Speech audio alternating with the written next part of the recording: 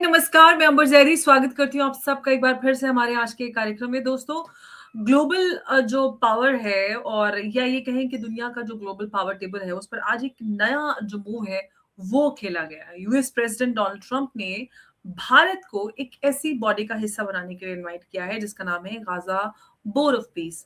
और ये सिर्फ इन्विटेशन तो नहीं है, ये एक सिग्नल है। और सिग्नल इस बात का कि गाजा के फ्यूचर, मिडल ईस्ट की पॉलिटिक्स और जो ग्लोबल पीस आर्किटेक्चर है, उसको नया जो एक शेप है, वो देने की जो शुरुआत है, वो हो चुकी है। और सोर्सेस के मुताबिक ट्रंप चाहते हैं कि इंडिया जो है इस बोर्ड का हिस्सा बने और एक ऐसी इंटरनेशनल कमेटी जो गाजा के पोस्ट वॉर रिकंस्ट्रक्शन, गवर्नेंस और पीस प्रोसेस को सुपरवाइज करेगी, वो इस तरह का एक इनिशिएटिव उठाना चाहते हैं। और व्हाइट हाउस का जो प्लान है वो ये है कि उसके हिसाब से बोर्ड ऑफ गाजा तक सीमित नहीं रहेगा, बल्कि जो फ्यूचर कॉन्फ्लिक्ट है उसके लिए एक न्यू ग्लोबल जो पीस मॉडल है वो बनाने का ये एक एजेंडा है। और भारत का नाम इस लिस्ट में होना कोइंसिडेंस तो नहीं हम कह सकते, बल्कि इंडिया, इजराइल और पैलेस्टीन जो दोनों के साथ रिलेशन जो स्ट्रांग भारत के हैं, और इंडिया को दुनिया का जो एक बैलेंस्ड रिस्पॉन्सिबल पावर जो है उसके रूप में देखा जाना इस बात का संकेत है। लेकिन सवाल ये है कि क्या ये इनविटेशन शांति के लिए है या पावर पॉलिटिक्स का नया अध्याय। इसी पर आज की चर्चा, और चर्चा के लिए उमेश जी मेरे साथ है। उमेश जी, बहुत स्वागत है आपका। जय हिंद, नमस्कार। जय सिया राम अंबर जी। जय सिया राम। उमेश जी, गाजा जो ये बोर्ड ऑफ पीस है, क्या सच में शांति लाने के लिए एक प्लेटफॉर्म बनाया जा रहा है, या फिर जो ये कहें कि यूनाइटेड नेशंस को साइड लाइन करने की एक नई स्ट्रेटेजी? क्योंकि हमने अब रिसेंटली देखा था कि अमेरिका ने 70 यूएन बॉडीज से एग्जिट कर लिया था, इसराइल ने भी कुछ बॉडीज से किया। क्या ऐसा कुछ प्लान है? देखिए अंबर जी, मैं एक कॉन्टेक्स्ट में देना चाहूंगा कि अक्टूबर 7 2023 को हमास ने इसराइल के ऊपर हमला किया। 1200 इजरायली नागरिक मारे गए, कुछ को अगवा कर लिया गया और कुछ को एक तरह से वहां पर ले जाके उनके यहाँ पे मार दिया गया, फिर बाद में उनको छोड़ा भी गया। इसराइल ने जवाबी कार्रवाई में गाजा में बॉम्बिंग की है और वहां पर एटलीस्ट अभी तक 50,000 लोग मारे गए हैं। देखिए, 1200 लोग हमास ने मारे थे, इसराइल ने 50,000 लोगों को मार दिया गाजा में। गाजा की पॉपुलेशन है 20 lakhs। और एक तरह से आप ये देखिए, गाजा की पॉपुलेशन जो वहां पर जो स्ट्रक्चर्स थे, बिल्डिंग्स थे, उनको कंप्लीटली ध्वस्त कर दिया है और लेवल कर दिया है। और जब ट्रंप आए थे तो वो बोल रहे थे कि गाजा को हम बिल्कुल सपाट कर देंगे, उसका डेब्री उठा देंगे, फिर हम नया रिवर फ्रंट प्रॉपर्टी बनाएंगे। अब ट्रंप ने इसके बाद गाजा के लिए एक आर्मी बनाई थी, इसमें सारे इस्लामिक देशों को बुलाया था। जॉर्डन है, इजिप्ट, टर्की, पाकिस्तान को भी बुलाया था, बांग्लादेश ने भी बोला कि मैं उस आर्मी का भाग होना चाहता हूँ। इसराइल ने ऑब्जेक्शन किया पाकिस्तान की आर्मी के लिए, और उसके बाद आप देखिए पाकिस्तान की आर्मी वहां पर नहीं जा रही है। अब सबसे बड़ी बात है कि गाजा के जो अभी रिकंस्ट्रक्शन, जो अभी गाजा टोटली तहस नहस हो गया है, वहां पर वो वापस रिकंस्ट्रक्शन करना चाहते हैं। अब ये रिकंस्ट्रक्शन कैसा होगा वो देखने वाली बात है, क्योंकि ये जो बोर्ड ऑफ पीस है इसके अंदर और अभी ट्रम्प ने बोर्ड ऑफ पीस भी बना रहा है, और ये जो बोर्ड ऑफ पीस है ये गाजा के रिकंस्ट्रक्शन और एडमिनिस्ट्रेशन सबको ध्यान रखेगी। अब इसके अंदर क्या है कि ट्रंप ने एक ओवरसाइट बॉडी भी बना रहे हैं जिसका नाम है board of piece. Board of piece के अंदर उन्होंने बहुत सारे राष्ट्रीय अध्यक्ष को बुलाया है और उन्होंने शर्त रखी है कि जो भी इसके लॉन्ग टर्म मेंबर्स बनना चाहते हैं उनको $1 बिलियन देने पड़ेंगे, और जो इसके शॉर्ट टर्म मेंबर्स है जो पैसा नहीं देंगे उनको 3 साल के बाद रफा दफा कर दिया जाएगा। कहीं ना कहीं आप देखिए कि 3 साल का उन्होंने मियाद रखी है। 3 साल का मतलब क्या है, ट्रंप का भी जो टर्म है 3 साल के लिए है, ठीक है। और जेरेड कुशनर वहां पर एक वाटर फ्रंट प्रॉपर्टी बनाना चाहते हैं। तो बेसिकली अपने दामाद के लिए वो एक तरह से वो पूरा शहर को बसा रहे हैं, और वहां पर पूरे रिजॉर्ट्स और बन के आएंगे, और गाजा के जो सिटीजन्स हैं वो वहां पर नौकरी करेंगे, वहां पे बंधुआ मजदूरी करेंगे। ये एक तरह से ओवरऑल प्लान है। सबसे बड़ी बात है कि ट्रंप तो ट्रंप है, उनके खिलाफ कौन बोल सकता है। निकोलस मदुरो को उन्हीं के देश से अगवा कर लिया, उनकी जो मिसेज है, जब वो यूएस की कोर्ट में पेश हुई थी, उनके आंखों के पास ब्रूसेस थे, तो कहीं ना कहीं उनको भी मैन हैंडल किया गया। देखिए, the first lady of Venezuela, उनको मैन हैंडल किया गया। तब ट्रम्प को मालूम है कि मुझे कैसे भी ये गाजा चाहिए, गाजा के अंदर ये मुझे वहां पर एग्जॉटिक रिवर फ्रंट प्रॉपर्टी बनाना है, मतलब वो एक तरह से एग्जॉटिक लोकेशन बनाना चाहते हैं। जैरेड कुशनर जो है वो एक जू है, और ये भी नोट कर लीजिए। अब इसके अंदर उन्होंने बोर्ड ऑफ पीस बनाई है, जो ये गाजा के रिकंस्ट्रक्शन और रीडेवलपमेंट के ऊपर काम करेगा। बेसिकली ट्रम्प जो है अपना एम्पायर बनाने के लिए उन्होंने बोर्ड ऑफ पीस फॉर्म की है, और उस बोर्ड ऑफ पीस में वो सारे राष्ट्रीय अध्यक्षों को ले रहे, जैसे माइक कार्नी को बुला, जो उन्होंने ले लिया, एर्दोगन को बुलाया है, और भी बहुत सारे लोगों को बुलाया है। इसके अंदर सेकेंडरी बॉडी, एडवाइजरी बॉडी सब इन्होंने लेके आ रहे हैं। अभी वर्ल्ड बैंक के चीफ जो अजय बंगा है, वो भी शायद इस बॉडी में रहने वाले हैं। तो किसको एक लेजिटिमेसी देने के लिए उन्होंने 60 प्लस नेशंस को उन्होंने इनविटेशन भेजा है, और परमानेंट मेंबरशिप चाहिए तो $1 बिलियन आपको देना पड़ेगा। सबसे बड़ी बात है कि भारत के प्रधानमंत्री मोदी जी को भी उन्होंने दिया है इनविटेशन। तो मोदी जी, मेरा मेरा ये मानना है कि भारत को ऐसा कोई भी कन्वेंशन में आगे आने की जरूरत नहीं है, क्योंकि ये जो बॉडी है, board of peace, Bharat Umesh ji, आप ही इसी उसमें मैं एक सवाल जोड़ना चाहती हूँ, जो बात आप कह रहे हो उसी को आप फिर आगे बढ़ाएंगे कि भारत को इस बोर्ड में इनवाइट करना क्या ट्रस्ट का साइन है, या फिर ये कहें कि एक स्ट्रेटेजिक कवर इसको कह सकते हैं? ये भारत को एक तरह से फंसाने वाली बात है। भारत को बताया जाएगा कि आप विश्व गुरु बनना चाहते हैं, आप विश्व के अंदर सबसे पहले जहां पर भी प्रॉब्लम होती है, आप सबसे पहले वहां पे पहुंच जाते हो। तो एक तरह से मोदी जी की विश्व गुरु की जो नीति है, वो भारत के गले में पहनाने की कोशिश की जा रही है। अब गाजा में अगर भारत वहां पर अपनी फोर्सेस भेजेगा, तो भारतीय फोर्सेस को एक तरह से हमास से लड़ना भी पड़ सकता है, क्योंकि हमास को न्यूट्रलाइज करना पड़ेगा। वहां पर जाओगे तो वहां पर आपको पैसे भी कंट्रीब्यूट करने पड़ेंगे। आप सोचिए, अभी आप ये सोचिए कि इसराइल ने पूरा जो गाजा है उसको तहस नहस कर दिया। उसके रीबिल्डिंग के एफर्ट्स पे किसको पैसा डालना चाहिए? 57 जो इस्लामिक देश है उनको पैसा डालना चाहिए, अमेरिका को पैसा डालना चाहिए, इसराइल को पैसा डालना चाहिए। इनको भारत से क्या लेना देना है? सबसे पहली मेरी बात ये है। और भारत की जो पॉपुलेशन है, हमारी 17% ऑफ द वर्ल्ड पॉपुलेशन है, मतलब every 6th person in the world is an Indian. तो कहीं ना कहीं मेरा ये मानना है कि हमें विश्व गुरु बनने की कोई जरूरत नहीं है। हमें एक तरह से हमारे देश के जो नागरिक है उनके बारे में सोचने की जरूरत है। और अगर हम अपनी फोर्सेस, या अपने मोदी जी बोल देते ठीक है मैं बोर्ड ऑफ पीस में आना चाहता हूँ, तो पहले $1 बिलियन तो उधर एंट्री फीस है, वो भी देने पड़ेंगे। फिर बाद में ट्रम्प बोलेंगे कि पूरा गाजा को बनाने के लिए 200 बिलियन पड़ेंगे, सब लोग कंट्रीब्यूट करो। तो ये एक तरह से भारत की तरफ से ये financially it is a loss making proposition. Second, Bharat अगर इन्वॉल्व होता है, हमारी सिक्योरिटी फोर्सेस उनकी भी जान रिस्क पे है, क्योंकि वहां पर लैंड माइन्स है, कुछ भी हो सकता है। देखिए, वॉलेटाइल सिचुएशन है, 20 लाख लोगों को वहां से हटाने की बात की जा रही है, और उसके बाद उसको बसाने की बात की जा रही है। क्या होगा मिड टर्म हमें नहीं मालूम। भारत का track record UN peace keeping में बहुत ही अच्छा है, but should we use this thing for committing our forces for board of peace just to ensure that कि जेराड कुशनर का जो ड्रीम वाटर फ्रंट बीच प्रॉपर्टी है बनाने के लिए, वो हमें उसके लिए देने की जरूरत है क्या? ये सोचने वाली बात है। सेकेंड, आप ये भी देखिए, ये जो इंस्टीट्यूशन है board of peace, it is directly being formed to sideline UNO. आपको इसमें पैसा दो, और अगर आप पैसा दोगे तो हम आपको सपोर्ट करेंगे। तो कुछ ट्रांजैक्शन बेस्ड ये एक तरह से एंट्री सिस्टम है। इसमें एक तरह से ये देखिए कि जो ग्लोबल वर्ल्ड आर्किटेक्चर है उसको डाइल्यूट किया जा रहा है, यूएन को साइडलाइन किया जा रहेगा, यूएन को साइडलाइन किया जा रहा है। और सबसे बड़ी बात है, इसके अंदर जो एग्जीक्यूटिव चेयरमैन, बोर्ड चेयरमैन, इसके जो भी रहने वाले हैं वो डोनाल्ड ट्रंप रहने वाले हैं।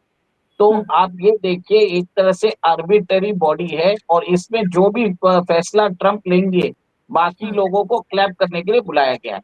और क्लैप करने के लिए भी आपको अगर ट्रंप के साथ फोटो खिंचानी है, तो आपको $1 बिलियन देने पड़ेंगे। ये एक तरह से क्लियर कट मुझे एक तरह से ट्रम्प की एक चाल लग रही है, ताकि वो ग्लोबली गाजा के रिकंस्ट्रक्शन में ग्लोबली फंड यूज कर सके और अपना एक तरह से मतलब निकाल सके। कल ऐसा ऐसा होगा कि कल अगर अमेरिका में उनके खिलाफ केस भी चले तो वो एक ही चीज बोलेंगे, मैंने तो कुछ नहीं किया, ये तो ग्लोबल लीडर्स मान गए थे, हमने उन लोगों ने फंडिंग दी है, मैंने तो अमेरिकन टैक्स पेयर का एक पैसा भी नहीं लिया। ये देखिए, ये एक तरह से मास्टर स्ट्रोक है डोनाल्ड ट्रंप का, और इसमें वो भारत को फंसाना चाहते हैं, भारत भारत को इंटरेक्ट करना चाहते हैं। और आप देखिए उमेश जी, जी, इस सवाल आप जो भारत को लेकर जो आप कह रहे हैं कि भारत को इंटरप्ट करना चाहते हैं, अब सवाल ये है कि क्या भारत जो है वो अपनी स्ट्रेटेजिक ऑटोनॉमी को रिस्क करके या रिस्क में डालकर इस बोर्ड का हिस्सा बनेगा? मेरे देखिए, गाजा के रिलेशन में मैं कुछ भी नहीं बोल सकता। भारत सरकार का जो ये जो ट्रैक रिकॉर्ड है, हमेशा गाजा के लिए वो सपोर्ट किया है उन्होंने, भारत की गवर्नमेंट्स ने। और मेरा ये मानना है कि भारत की गवर्नमेंट को भारत के सिटीजन्स के लिए काम करना चाहिए। अगर हम हमारे पास 17% ऑफ द वर्ल्ड पॉपुलेशन है, आप भारत को ये सोचना चाहिए कि जब ऑपरेशन सिंदूर हुआ था तो कौन हमारे साथ खड़ा रहा। सबसे बड़ी बात यह है, सिर्फ इसराइल ने हमारा सपोर्ट दिया, फ्रांस ने न्यूट्रल रहे, बाकी बाकी कोई कंट्री भारत के साथ खड़ा भी नहीं रहा, आपको ये बता देता हूं। तो उसी के हिसाब से ट्रांजैक्शन बेस्ड हमें एक तरह से रिस्पॉन्स देने की जरूरत है। और मेरा ये मानना है कि अब ये गाजा और ये फिलिस्तीन के चक्कर में हमें बंद करना चाहिए, और हमें अभी पीओजेके को रिक्लेम करने के लिए उसके ऊपर हमें सोचना चाहिए। और ये जो ट्रम्प का जो बोर्ड ऑफ पीस का प्लान है, इसको कचरे के डब्बे में डाल दीजिए, इससे कोई फर्क पड़ने वाला नहीं है, भारत को इसमें नुकसान ही है। क्यों हम डोनाल्ड ट्रम्प के दामाद के लिए, why should Indian people fund his plan? सबसे बड़ी बात यह है अंबर जी, मेरा सीधा एक ही मानना है कि इसमें क्या होगा, गाजा के लोगों के ऊपर जुल्म सितम होगा, उनको उनकी धरती से हटाया जा रहा है, और उनकी धरती के जो बीच फ्रंट जो प्रीमियम प्रॉपर्टीज है, वहां पर ये जेरेड कुशनर वहां पर वाटर फ्रंट बीच प्रॉपर्टी बनाएगा, कासल्स बनाएगा, रिजॉर्ट बनाएगा, और इसमें वो गाजा के लोगों को काम देगा, वैसे बताएगा एम्प्लॉयमेंट दे रहा हूं। तो एक तरह से सिस्टमैटिक इंस्टीट्यूशनलाइज एक्सप्लॉइटेशन होने वाला है गाजा के सिटीजन्स का। और we do not want to get involved in any of the conflict involving Gaza and Israel, क्योंकि देखिए इसराइल के साथ हमारे अच्छा, सिक्योरिटी रिलेशंस भी है। और बोर्ड ऑफ पीस के ऊपर जो गठन के ऊपर जिस हिसाब से डोनाल्ड ट्रंप ने इनविटेशंस भेजा है, मेरा ये मानना है कि इससे इसराइल भी खफा है, कहीं ना कहीं इसराइल को भी समझ में आ रहा है। इसराइल, उमेश जी, इसराइल की खामोगी की आप बात करें तो पाकिस्तान को भी इनवाइट मिला और इसराइल ने अपना जो ऑब्जेक्शन है वो दर्ज कराया। तो यहाँ से उमेश जी ये बात तो नजर आती है कि ये बोर्ड शुरू हो उसके पहले डिवाइडेड यहाँ पर नजर आ रहा है। देखिए, डिवाइडेड विवाइडेड कुछ नहीं है, इसमें एक ही है, फरमान जाएगा ट्रम्प का, और आप ये देखेंगे कि सब लोग मान जाएंगे। जर्मनी ने भी अपनी ट्रूप्स भेजी थी ग्रीनलैंड में लड़ने के लिए, कितने 10 या 12 ट्रूप भेजी थी, 44 घंटे में वापस बुला ली। इटली की जो प्राइम मिनिस्टर है मेलोनी, उन्होंने भी ट्रम्प को बोला कूल डाउन करने के लिए। ट्रम्प ने एक तरह से टैरिफ लगा दिए यूरोपियन कंट्रीज पर, सब लोग चुपचाप बैठ चुके हैं। देखिए, सबसे बड़ी बात आपको मैं ये बता देता हूँ, जितना भी आप ग्रैंड स्टैंडिंग कर ले अमेरिका के खिलाफ, यूरोप के पास वो ताकत नहीं है कि वो अमेरिका को मना कर सके। मैं आपको पहले ही बोल देता हूँ, क्योंकि ये पब्लिक में चिल्लाएंगे कि हम $108 बिलियन के रिटेलिएटरी टैरिफ करेंगे, हम उनके ऊपर सैंक्शंस लगाएंगे, हम उनको उनकी कंपनियों को पब्लिक कॉन्ट्रैक्ट्स में भाग नहीं लेने देंगे, उनकी टेक कंपनीज के ऊपर टारगेट करेंगे। सब बोलने की बात है, कोई कुछ नहीं कर पाएगा, अमेरिका होने नहीं देगा। और जितने भी नेशंस है जो जितनी बातें कर रहे हैं, एक बार डोनाल्ड ट्रंप जब बुलाते हैं तो डोनाल्ड ट्रंप सामने बैठते हैं, और वो ये दूसरी तक कतार में बैठते हैं। जनरली अगर आप देखें, बाइलैटरल समिट होता है तो राउंड टेबल पे होता है, यहाँ पर डोनाल्ड ट्रंप जो मैसेज दे रहे हैं वो एक जगह बैठते हैं और बाकी लोग दूसरी तरफ बैठते हैं। एक तरह से मास्टर एंड स्लेव रिलेशनशिप बोला जाता है। ये ऑप्टिक्स उन्होंने दिखा दिया है। ये रोते रहेंगे, चिल्लाते रहेंगे, ये इमरजेंसी मीटिंग भी करेंगे, ये सब कुछ करेंगे, यूरोपियन कमीशन को बुलाएंगे, यूरोपियन ट्रेड यूनियन को बुलाएंगे, यूरोपियन जितने भी इनके कमीशन है सब आएंगे, रोएंगे जरूर, पर आखिर में जो ट्रम्प बोलेगा वो करना पड़ेगा इनको।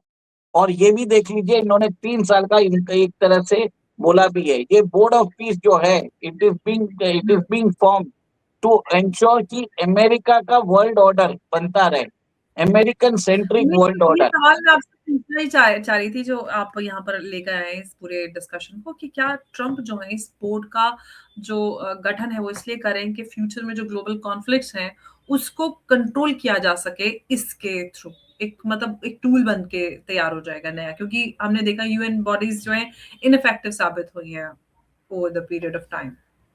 देखिए, यूएन के अंदर जो P5 है उनके अंदर ही प्रॉब्लम चल रहे हैं, रशिया और China versus America, UK and France, ये 2 गुट ऑलरेडी बन चुके हैं। तो P5 के बीच में कंसेंसस नहीं है, और जितने भी बाकी मेंबर्स है, यूएन इज अ बॉडी जहां पर जाके लोग सिर्फ रोते हैं, वो कोई कंसेंसस नहीं आता, कोई सोल्यूशन नहीं आता है। तो ट्रम्प ने भी समझ लिया कि यूएन एक तरह से डिफेक्टो, एक तरह से डिफंक्ट बॉडी हो चुकी है, उसका कोई अस्तित्व नहीं है, सिर्फ वहां पर जाके रो लो। और एक चीज आप देखिए कि जो चाइना है उसने अपने हिसाब से शंघाई कॉरपोरेशन फोरम और भी मल्टीलैटरल इंस्टीट्यूशंस चालू कर दिया है। अमेरिका को लग रहा है कि अभी हमें भी अपनी तरीके से एक बोर्ड ऑफ पीस बनाना चाहिए, जिसमें अमेरिका जो बोलेगा वो सारे नेशंस मानना पड़ेगा। जैसे चाइना उधर बनाने की कोशिश कर रहा है एससीओ में, वैसे ही सिमिलर अमेरिका बना रहा है बोर्ड ऑफ पीस। तो एक तरह से वर्ल्ड डिवाइड होता जा रहा है बिटवीन अमेरिका एंड चाइना। और एक चीज है इसमें, भारत जो है, भारत अपना ही एक भारत सेंट्रिक वर्ल्ड ऑर्डर बना रहा है, जिसमें ग्लोबल साउथ की वो लीडरशिप क्लेम कर रहा है। और भारत की एक पोजीशन ऐसी है कि वो ब्रिक्स में भी है, वो G7 के अंदर भी जाता है, the only nation which can go to both the forums. ठीक है, ये भारत की यूनिकनेस है। तो the bridge between this so called board of peace and the so called BRICS या एससीओ, या कुछ भी आप नाम दे दीजिए, जो चाइना डोमिनेटेड है, it will be Bharat. This is the This is the dawn of a new world order, a multipolar geopolitical world order, जिसमें अमेरिका जो है यूनाइटेड नेशंस को एक तरह से खत्म कर रहा है, मल्टीलैटरल इंस्टीट्यूशंस को एक तरह से खत्म करेगा, फिर बाद में अमेरिकन सेंट्रिक वर्ल्ड ऑर्डर बनाने की कोशिश कर रहा है, जिसमें American president will have all the powers, और इनके जितने भी मेंबर्स हैं जो बोर्ड ऑफ पीस के, उनको एक तरह से मानना पड़ेगा। यहाँ पे कंसेंसस की बात नहीं होगी, यहाँ पे सिर्फ डायरेक्शन आएगा, लॉर्ड ट्रम्प का डायरेक्शन आएगा और हम सबको मानना पड़ेगा। ऐसी ही एक तरह से वो कवायद कर रहे हैं। और आगे जाके ये क्या करेंगे कि सारी कंट्रीज को बोलेंगे आप एक एक दो बिलियन डॉलर दो गाजा के रिकंस्ट्रक्शन में, ताकि अमेरिका में उनके ऊपर कोई भी सवाल ना कर सके। अमेरिका में एक चीज है कि टैक्स पेयर के पैसे को आप बर्बाद नहीं कर सकते हैं। और ये भी देखिए कि ट्रम्प की एक तरह से अनोखी चाल है, और इसके अंदर माइक कार्नी, और अभी तक मैंने जो सुना है 4-5 लोग, तो 4-5 नेशंस तो अग्री कर भी चुके हैं। अर्जेंटीना अग्री कर चुका है, हंगरी अग्री कर चुका है, कनाडा शायद मान भी जाएगा। तो कहीं ना कहीं आप ये देखिए कि अमेरिका जो है एक तरह से नया वर्ल्ड ऑर्डर बना रहा है through this board of piece, और इसमें एक तरह से world is transitioning towards a multipolar geopolitical world order, और ये अमेरिकन सेंट्रिक वर्ल्ड ऑर्डर रहेगा और अमेरिकन स्फीयर ऑफ इन्फ्लुएंस में रहेगा। जैसे मैंने आपको बोला था कि अमेरिका ने अभी ग्रीनलैंड के ऊपर अपना जो क्लेम है वो भी एक तरह से उन्होंने बोल दिया यूरोपियन यूनियन को कि मैं $700 बिलियन आपको दे रहा हूं, आप चुपचाप मान जाओ, 1 महीने के अंदर मुझे ग्रीनलैंड चाहिए। तो अमेरिका तो एक तरह से परचेस करने के लिए रेडी हो गया है, ये नई बात नहीं है। अलास्का को भी उसने रशिया से परचेस किया था, ये एक तरह से हिस्टोरिकल प्रेसिडेंट है। और अमेरिका ग्रीनलैंड को इसके लिए चाहता है क्योंकि अगर कोई मिसाइल रशिया या चाइना से लॉन्च होती है, वो जो अमेरिका का आयरन डोम सिस्टम है, वो जो ग्रीनलैंड पे रहने वाला है, इसके बाद वो एक तरह से अर्ली वार्निंग दे देगा और वहीं से इंटरसेप्ट कर लिया जाएगा। तो अमेरिका को अपनी सिक्योरिटी के हिसाब से जरूरी है। अंबर जी मैं आपको एक और एक चीज बोल देता हूँ, जैसे ग्रीनलैंड का काम होता है, नेक्स्ट बारी कनाडा की है, ये भी बता देता हूँ आपको, ये भी नोट करके रख लीजिए। अभी मैंने एक प्रोग्राम किया था जिसपे आदित्य सत्संग जी ने कहा कि अमेरिकन एम्पायर की शुरुआत हो चुकी है, ब्रिटिश एम्पायर खत्म हो चुका है, तो वही मतलब हमें उस तरफ जाता हुआ नजर आ रहा है। और गाजा पीस प्लान जो है ये यहाँ पर एक सवाल तो ये निकल कर आता है कि अब यहाँ से जो पीस है, पीस भी एक कंट्रोल्ड प्रोजेक्ट के तौर पर नजर आ रही है। और गाजा बोर्ड ऑफ पीस का जो आइडिया है सुनने में तो बहुत पीसफुल लगता है, लेकिन हिस्ट्री हमें ये बात बताती है कि पीस इनिशिएटिव्स अक्सर जो है वो पावर के साथ आते हैं। और इंडिया के लिए ये सिर्फ एक इन्विटेशन तो बिल्कुल भी नहीं है, ये टेस्ट है लीडरशिप का, बैलेंस का और नेशनल इंटरेस्ट का। और अगर इंडिया यहाँ पर हाँ कहता है तो वो सिर्फ एक सीट नहीं लेगा, वो एक रिस्पॉन्सिबिलिटी लेगा जो दुनिया के फ्यूचर कॉन्फ्लिक्ट्स को शेप कर सकती है। वाकई में क्या वो पावर, वो अधिकार होगा? और अगर इंडिया जो है ना कहता है तो सवाल उठेगा कि क्या ग्लोबल पीस बिना इंडिया के पॉसिबल है? और ये सिर्फ गाजा की स्टोरी नहीं है, ग्लोबल देखिए, पावर और पीस के फ्यूचर की स्टोरी है। जी उमेश जी। बस मैं एक और एक चीज ऐड करना चाहता हूँ, यूक्रेन और रशिया के कॉन्फ्लिक्ट में भी इंडिया को टारगेट किया जा रहा है। इंडिया रशियन ऑयल को लेके यूक्रेन वॉर को फंड कर रहा है। इंडिया के ऊपर इतना सारा इन लोग दबाव डाल रहे हैं, यूरोपियन यूनियन और अमेरिका ने। अब क्या होगा कि जो अमेरिका ये बोर्ड ऑफ पीस बना रहा है, एक तरह से गैंग बना रहा है, हिंदी फिल्म में बोलते हैं ना, एक एलीट क्लब जैसे गैंग बना रहा है।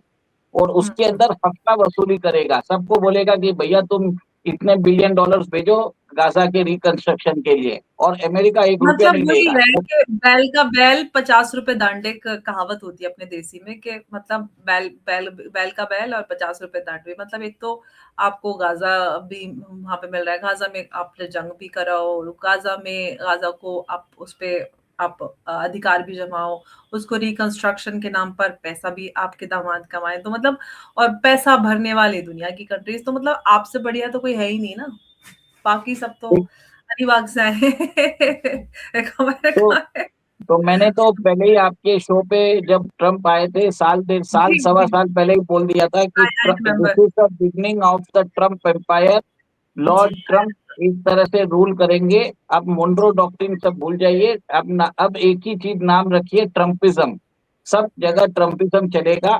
और ट्रम्प एक तरह से आपने देख लिया कि कैसे वेनेजुएला के बाद अब वो ग्रीनलैंड के ऊपर नजर लगा ग्रीनलैंड रहे हैं। ग्रीन अब वो उमेश जी, ग्रीनलैंड पर भी थमने वाला नहीं, ये सिलसिला चलता रहेगा और ये हाँ, चल वो अब अभी नेक्स्ट जो है वो कनाडा है, उसके बाद एंटायर लैटिन अमेरिकन कंट्रीज, पहले ही वो आप बोलिविया ले लीजिए, चिली ले लीजिए, उरुग्वे, पैराग्वे और ब्राजील।